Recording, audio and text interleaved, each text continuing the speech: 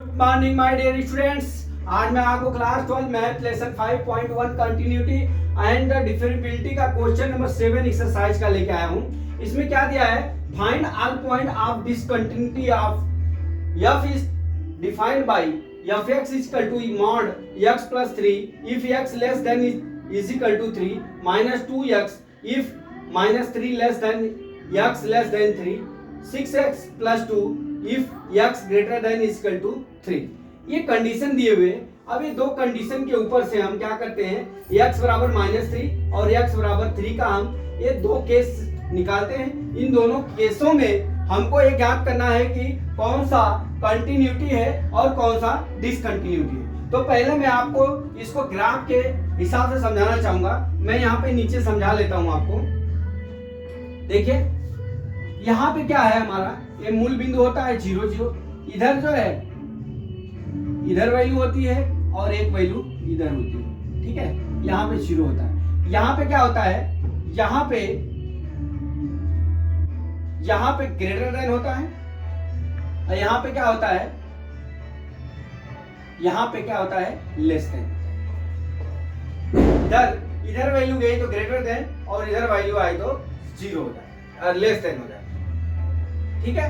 अब देख लीजिए हमारा वैल्यू क्या हो जाएगा, यहाँ पे जैसे हमारा ग्रेटर देन है तो यहाँ पे क्या हो जाएगी, ग्रेटर देन है। यहाँ पे देखिए यहाँ पे ग्रेटर देन है, ये 3 से ग्रेटर देन है तो हमारी ये इधर वैल्यू कितनी हो जाएगी, 6 + 2, ठीक है। अब यहाँ पे पहला कंडीशन में देखिए, यहाँ पे mod x + 3 या x लेस देन 3, ठीक है।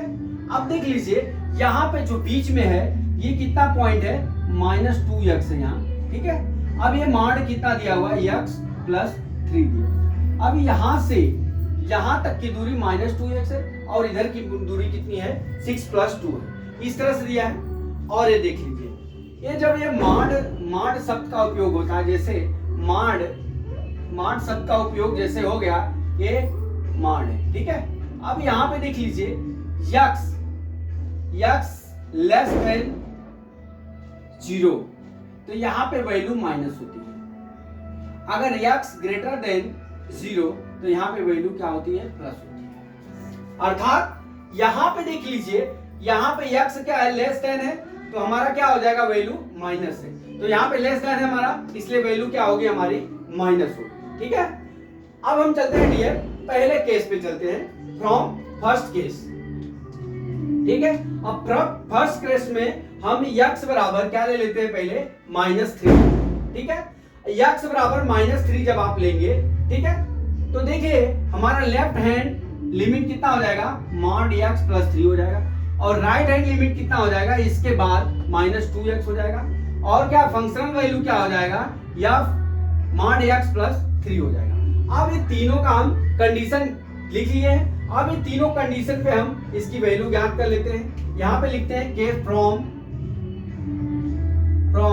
केस 1, ठीक है, eight x is equal to -3। अब यहाँ से हम लेफ्ट हैंड लिमिट ज्ञात करते हैं। क्या ज्ञात करते हैं, लेफ्ट हैंड लिमिट ज्ञात करेंगे। तो हमारा लेफ्ट हैंड लिमिट का फंक्शनल वैल्यू क्या हो गया, f x is equal to कितना हो गया, mod x प्लस कितना हो गया, 3 हो गया डियर, ठीक है। अब यहाँ हम लिमिट x टेंड्स टू -3 लिखेंगे, ठीक है। अब यहाँ पे कितना हो जाएगा, f x is equal to कितना हो जाएगा हमारा, लिमिट h लिखेंगे, h टेंड्स टू 0। अब यहाँ पे हम mod की जगह हम क्या लिखेंगे दोस्त, mod ही लिखते हैं। अब यहाँ पे कितना हो जाएगा हमारा, -3 और माइनस क्या हो जाएगा हमारा, h हो जाएगा mod के अंदर, यहाँ कितना हो गया, 3 हो गया, ठीक। अब यहाँ पे हम क्या करते हैं, लिमिट का मान रख लेते हैं, mod -3 -0 यहाँ पे +3 है। अब देख लीजिए -3, ठीक है, और यहाँ पे +3 आ गया तो ये बराबर क्या हो जाएगा, देखिए ये लेस देन 0 है, ये प्लस, ये वैल्यू क्या हो जाएगी, मान हटेगा तो प्लस हो जाएगा, 3 + 3 बराबर कितना हो जाएगा हमारा, 6 बराबर कितनी वैल्यू आ गई, लेफ्ट हैंड लिमिट कितने आ गया हमारा, 6 आ गया। अब उसी तरह डियर हम यहाँ पे राइट हैंड लिमिट निकाल लेते हैं। सेकेंड ऑप्शन ये पहला निकाल दिया, दूसरा देखिए right hand limit. Right hand limit में same process, right hand limit में देखिए हमारा फंक्शनल वैल्यू कितना हो जाएगा, एफ एक्स बराबर कितना हो जाएगा, -2x हो जाएगा। ठीक है, तो अब यहाँ क्या हो जाएगा, लिमिट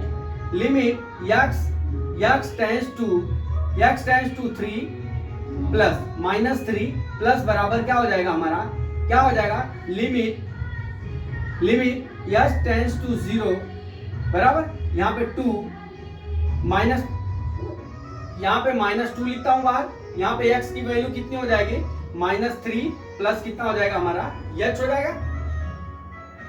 ठीक है, अब इतना हो गया, -3 प्लस h हो जाएगा इज इक्वल टू, अब यहाँ पे लिख लीजिए -2 इंटू -3 हो गया बराबर कितना आ गया, 6 के आ गया। ठीक, अब तीसरा कंडीशन फंक्शनल वैल्यू, क्या है, फंक्शनल वैल्यू।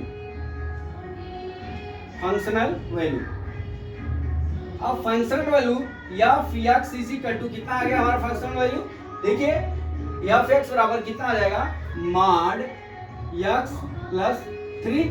अब यहाँ पे क्या हो जाएगा, एफ -3 बराबर कितना हो जाएगा, यहाँ पे मॉड 3, ठीक है, प्लस कितना हो जाएगा 3 बराबर क्या हो जाएगा, 3 प्लस 3 बराबर कितना हो गया, 6।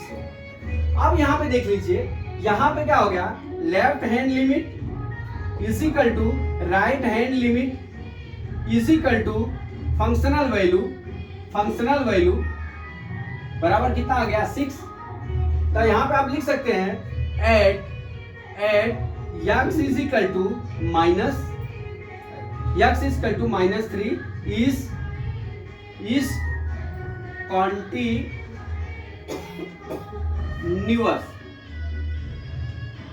function। x is equal to -3 is the continuous function। ठीक है, अब चलते हैं डियर, ये तो अपना पहला केस खत्म हो गया। हमने पहला क्या हो गया हमारा, यहाँ पे क्या आ गया, कंटिन्यूटी आ गई। ठीक है, क्या आ गई हमारे यहाँ पे, कंटिन्यूटी हो गई। ठीक है, अब हमारा दूसरा केस है, यहां लिखते हैं फ्रॉम केस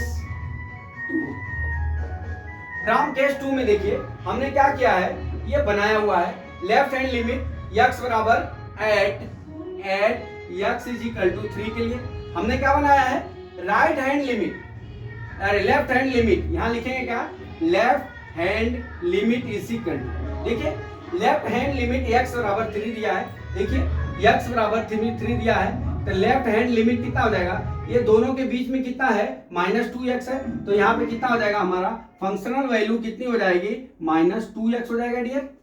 ठीक है, अब यहाँ से हम ज्ञात कर लेते हैं। अब यहाँ पे हमारा लिमिट, यहाँ पे क्या हो जाएगा, limit x tends to 3 f3 is equal to कितना हो जाएगा, लिमिट x टेंस टू 0, यहाँ पे क्या हो जाएगा, माइनस का चिन्ह। ठीक है, तो -2, ठीक है, 3 माइनस कितना हो जाएगा, h हो जाएगा, तो बराबर कितना हो जाएगा डियर, यहाँ पे देख लीजिए, यहाँ पे कितना हो गया, 0 हो जाएगा, तो ये कितना हो जाएगा, -6 आ जाएगा, कितना आ जाएगा, -6 आ गया, नहीं यहाँ पे कुछ लफड़ा हो रहा है, यहाँ कितना हो गया, यहाँ पे हम x की वैल्यू 3 रखेंगे, -6 आ गया। ठीक है, अब उसी तरह से हम राइट हैंड लिमिट निकाल लेते हैं। अब राइट हैंड लिमिट में देखिए हमारा कितनी वैल्यू हो जाएगी, 6 प्लस 2 हो गए, फंक्शन वैल्यू कितनी हो गई, 6 प्लस 2 हो गई। अब हम limit f3 x tends to 3 is equal to कितना हो जाएगा, 6, यहाँ पे कितना हो जाएगा, प्लस हो जाएगा, 3 प्लस कितना हो जाएगा, h हो जाएगा, यहाँ पे क्या हो जाएगा, लिमिट x टेंस टू 0 बराबर, यहाँ पे कुछ प्लस कितना है, 2 है। अब ये कितना आ जाएगा, 6 इंटू 3 प्लस 0 प्लस कितना 2 हो गया, इज इक्वल टू कितना हो गया, 20 हो गया। अब यहाँ पे आप थंब पाड़ सकते हैं, यहाँ पे देख लीजिए -6 आया, 20 आ गया। अब यहाँ पे फंक्शनल वैल्यू याद कर लीजिए, फंक्शनल वैल्यू हमारा कितना हो जाएगा, 6 प्लस 2 हो जाएगा, तो यहाँ पे क्या हो जाएगा, f3 इज इक्वल टू कितना हो जाएगा, 6 इंटू 3 प्लस कितना हो गया, 2 बराबर कितना हो गया हमारा, 20 का हो गया। अब यहाँ पे देख लीजिए, आप लिखेंगे क्या, देखिए आप लिखेंगे क्या, यहाँ पे देख लीजिए आपका लेफ्ट हैंड लिमिट कितना आ गया, -6 आया। लेफ्ट हैंड लिमिट कितना आ गया, -6 आ गया। और जो है राइट हैंड लिमिट कितना आ गया, 20 आ गया। और फंक्शनल वैल्यू भी कितना आ गया, 20 आ गया। तो यहाँ पे आप लिखेंगे left hand limit not is equal to right hand limit at x is equal to 3 discontinuity function. ठीक है, यही हमारा आंसर हो गया। तो डियर, इसमें आपको सबसे पहले ये थ्योरम को सही करने के लिए, न्यूमेरिकल को सही लगाने के लिए आपको एक केस बनाना पड़ेगा। 1 2 3 जितना केस बनता है सवाल से हम केस बना लेंगे और केस बना के उसको सॉल्व करेंगे तो अपने को ये मालूम पड़ जाएगा कि कौन सा फंक्शन कंटिन्यूटी है और कौन सा डिसकंटिन्यूटी है। तो माय डियर स्टूडेंट्स, मैं समझता हूं कि ये सवाल आपको समझ में आ गया होगा। अगला सवाल कल मैं फिर लेके आता हूं। जय मां सरस्वती, जय भारत माता, जय जवान, जय किसान।